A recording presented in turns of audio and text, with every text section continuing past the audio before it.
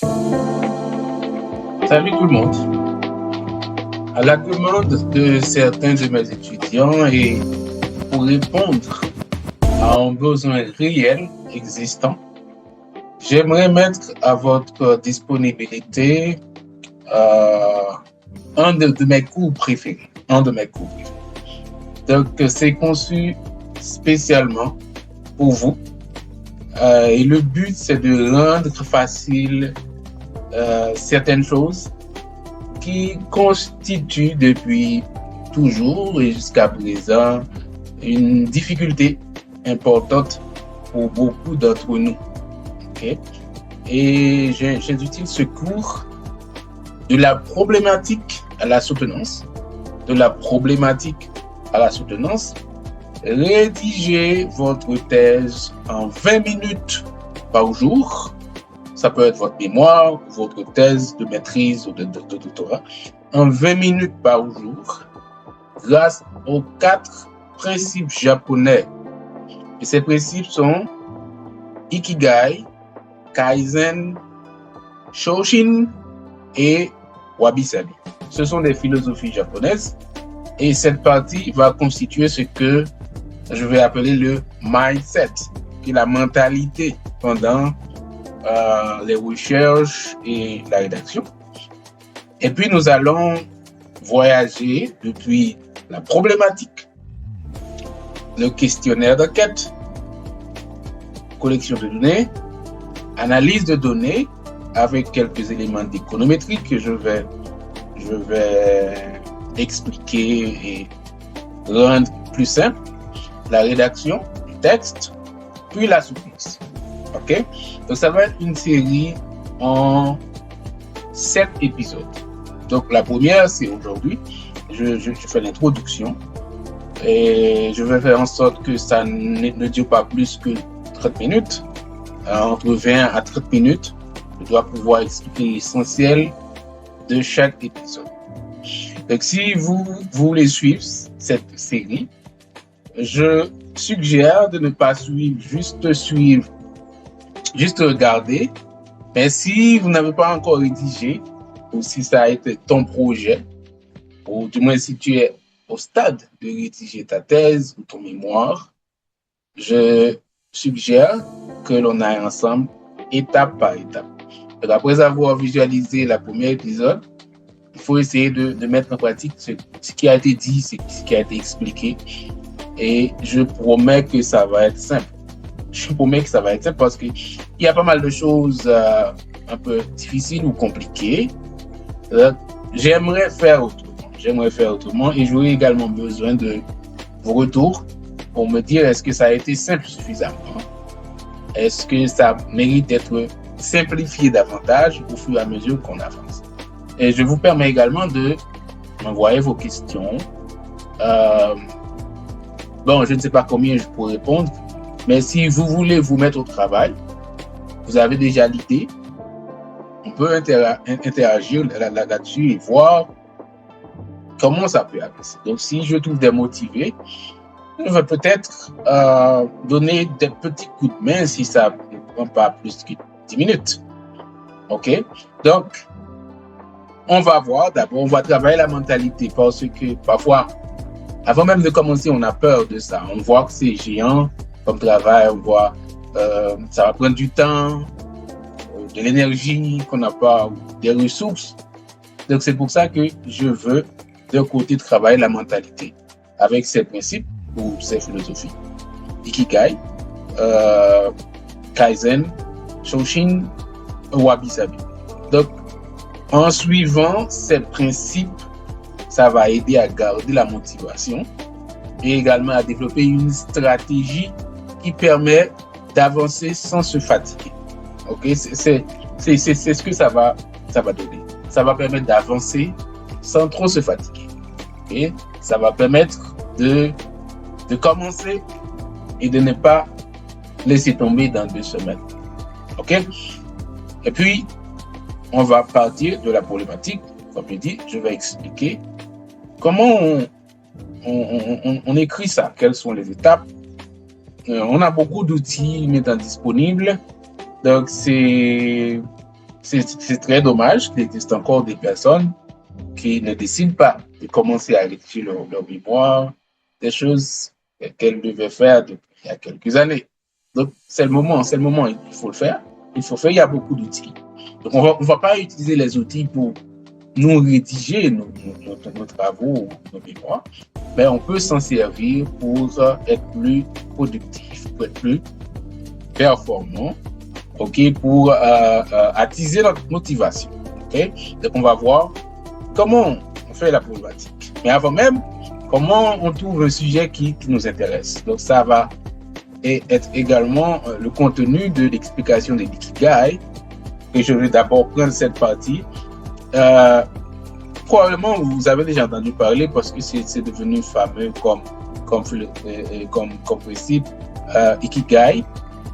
Il y a une partie de l'ikigai qui concerne ce qui te passionne, okay? Ce qui te donne l'énergie de te réveiller le matin. Donc ton sujet de mémoire ou de thèse, ça doit te passionner, ça doit te donner l'envie de te réveiller le matin, ça doit te faire réfléchir à 4 heures du matin sur ce que tu vas écrire, ok? Tu pries pour que le soleil se lève, pour que tu commences à écrire ce que tu as eu en tête pendant la nuit. Donc, cette partie, c'est très important. Et pour y parvenir, c'est dans le choix du sujet. Dans le choix du sujet. Donc, si tu as la capacité ou la possibilité de choisir toi-même le sujet, c'est déjà un avantage. Il ne faut pas te rentrer dans quelque chose qui va te donner des maux de tête pendant des mois et pour certains pendant des années. Ok. Maintenant, si quelqu'un t'impose le sujet, parce que c'est le cas dans certaines institutions ou dans certains projets, il y a déjà le sujet en quelque sorte. Maintenant, toi, tu vas décider sur la méthodologie. Donc, tu peux ajouter, parce que la personne te donne le sujet, mais pas tout ce que tu auras à faire. Donc, tu vas trouver ton intérêt là-dedans. Si tu n'as pas le choix, tu dois choisir ce projet. Donc, tu dois trouver ton intérêt là-dedans. Tu dois formater, du moins orienter d'une manière à trouver de la motivation. Ok? Il ne faut pas que tu te retrouves en train de fuir un travail qui est censé durer tout au moins une année. Ok? Donc ça, c'est très important. Et le deuxième principe qui est le Kaizen, ce que ça implique, c'est que il faut pas toujours voir le travail comme un tout complet. Donc, c'est très important de sectionner le travail, de savoir qu'on a un temps. Ce n'est pas quelque chose que tu dois remettre à la fin de la semaine. Donc, si tu as une année, donc, il ne faut pas à chaque fois visualiser ce travail du titre jusqu'à la conclusion. Donc, cette semaine, tu peux juste, tout ce que tu as comme devoir, c'est le titre. Donc, si tu te focalises sur le titre, ça ne peut pas te donner des maux de tête. OK? Ou si tu te focalises sur la première page, une partie, la moitié de la première page. OK? Après avoir l'idée, tu veux écrire la moitié de la première page, ça peut être une dizaine de lignes, ou autrement dit, 7 à 12 phrases. Donc, ça ne devait pas te donner des mots de tête. Donc, c'est ça le principe de sa philosophie à l'intérieur de Kaizen. Donc, il faut, comme on dit chez nous, il ne faut pas manger l'animal d'un coup. Donc, il faut essayer de sectionner le travail. Tu fais ton emploi du temps sur l'espace d'un mois, par exemple, quand tu vas commencer l'espace de mois. Donc, cette semaine, je vais travailler sur cette petite partie. Donc, j'ai une semaine, je dis, je vais travailler pendant 3 jours sur les objectifs seulement. C'est tout ça ton travail. Tu peux oublier tout le reste. Mais dans le reste, ça existe dans l'air, ça va t'amener de l'inspiration pour mieux situer tes objectifs. Mais ton travail, ce sont les objectifs. Tu as 3 à 4 objectifs à écrire pendant les 3 jours. Et puis ça, c'est ton travail. Alors ça ne devait pas créer des maux de tête. À noter que maintenant tu es en train d'écrire des objectifs, tu as déjà un titre, tu as déjà une première page de problématiques, maintenant tu es dans les objectifs. Là, tu avances. Ok, tu as quelque chose à montrer à ton superviseur. Donc c'est comme ça que ça fonctionne. Je dois d'abord vous garantir que ce n'est pas difficile. Vous pouvez me croire. Ce n'est pas difficile, c'est possible. C'est possible dans l'espace d'un mois d'être déjà fier de son travail de mémoire ou de thèse. Dans l'espace de mois, tu peux faire beaucoup de choses si tu n'as pas peur. D'abord, il faut pas avoir peur. Et pour ne pas avoir peur, il faut travailler la mentalité par rapport à cela. Ça peut être excitant, ça peut être amusant, ça peut être intéressant si on y va comme ça doit. Il y a beaucoup de principes. Je vous parlerai également sur comment gérer votre superviseur. Si votre superviseur il est gentil, ça c'est facile. S'il n'est pas très gentil, si tu as peur de lui, donc je vais vous donner des techniques sur la manière de gérer cette collaboration. Ok, parce que c'est une collaboration qui doit être bonne. Parce que s'il y a des frictions, ça peut vous faire souffrir. Ça peut retarder le travail. Donc, il y a également des disciplines, la manière de communiquer avec votre superviseur qu'on doit voir également dans le cadre de ce cours. Ok? Donc, je ne vais pas vous dire davantage aujourd'hui. Il faut juste garder l'introduction, le titre. Et puis, si vous voulez avancer, vous pouvez déjà créer un fichier sur votre ordinateur et puis tu peux l'appeler comme tu veux, de la problématique à la soutenance. Ok?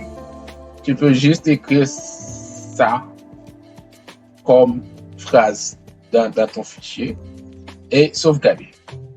On va partir à la prochaine épisode. J'espère que vous l'aurez. On va parler de la problématique et puis on va voir très pratiquement comment procéder. Et si vous avez une idée, on peut échanger dans très peu de temps. Je ne veux pas faire des choses pour des gens.